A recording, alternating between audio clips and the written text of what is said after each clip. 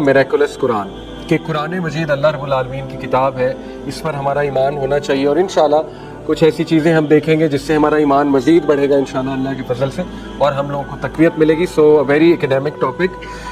Before that इंशाल्लाह as you know class का हमारा स्ट्रक्चर कि मैं थॉट ऑफ द डे हमेशा शेयर करता हूँ आपसे और एक कुरानिक करेक्टर. आज का थॉट ऑफ द डे एक ज़बरदस्त वाक़या है कुरान मजीद में जिससे हमें एक असूल मिलता है. वो वाक़या है याकूब अलैहिस्सलाम का. याकूब अलैहिस्सलाम ने उनके 11 बेटे थे, बड़े हट्टे कट्टे नौजवान माशाल्लाह. याकूब अलैहिस्सलाम के जब बेटे आए उनके पास, वो पूरा वाक़या आपने सुना है सूरह यूसुफ में कि जब उन्होंने आकर बताया था यूसुफ अलैहिस्सलाम का, तो याकूब अलैहिस्सलाम ने उन्हें भेजा था कि जाओ और जाकर किंग से रिक्वेस्ट करो. यूसुफ अलैहिस्सलाम का अभी नहीं बताया था, किंग का बताया था. तो उन्होंने जाकर कहा था उससे रिक्वेस्ट करो कि हमें जो भी है वो चीज़ गल्ला वगैरह जो लेना था, खाने पीने की चीज़ें वो लेकर आओ.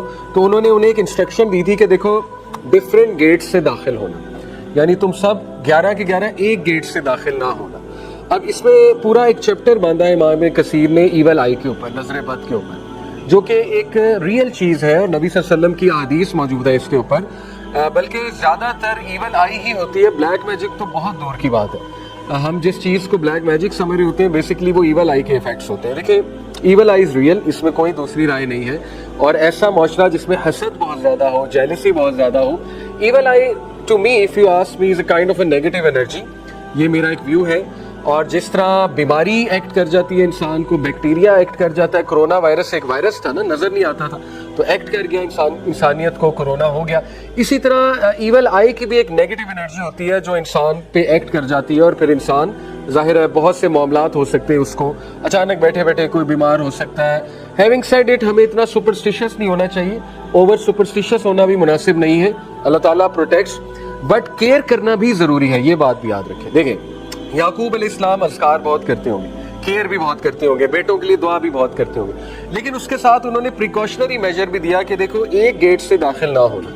इसकी तफसीर में आता है, इमाम इब्न कसीर का ये व्यू है कि the reason for this instruction was कि जब लोग तुम्हें एकदम से देखेंगे, मतलब हट्टे कट्टे नौजवान और ज़बरदस्त खूबसूरत नौजवान, ये 11 बेटे किसके हैं, लोग सोचेंगे ठीक है ना 11 ब्रदर्स हैं, लोग इस तरह से देखेंगे तो ईवल आई लगने के चांसेस है. इसलिए डिफरेंट गेट से दाखिल होना. तो देखें कुरान, यासीन वल कुरान अल हकीम, Quran is a book of wisdom. कुरान हमारी इस प्रिंसिपल की तरफ तवज्जो दिलाता है. प्रिंसिपल क्या है? प्रिंसिपल ये है कि यस अज़कार भी करो, दुआ भी करो, बट स्ट्रैटेजिकली एक चीज़ को फॉलो भी करो, एक्शन प्लान भी बनाओ किसी चीज़ का, ठीक है. You should be careful about things, यानी मेडिसिन भी लो, साथ में रुकिया भी कराओ. तो ये है, this is the way forward, ठीक है. दैट इज़ द उसूल. तो नजर बद का इलाज देखिए, सुबह शाम के अज़कार इंशाल्लाह आप लोग किया करें. स्पेशली इस एरिया के लोग माशाल्लाह, आपको पता है घर बहुत अच्छे हैं, चलते फिरते बाहर से पता नहीं किस नज़र से देख रहा है कोई, ठीक है ना. तो हमने मेड्स रखी होती हैं, हमने ड्राइवर्स रखे होते हैं, अब अल्लाह नोज़ किस नज़र से लोग देखते हैं, राइट. तो इसलिए अपने सुबह शाम के अज़कार का ख्याल रखा करें. स्पेशली इस दुआ का, बिस्मिल्लाहिल्लज़ी ला यज़ुर्रु मअ इस्मिही शैउन फिल अर्ज़ि वला फिस समाई व हुवस समीउल अलीम. सूरह फलक, सूरह नास is very powerful against evil आई. तो ये एक तो थॉट ऑफ द डे.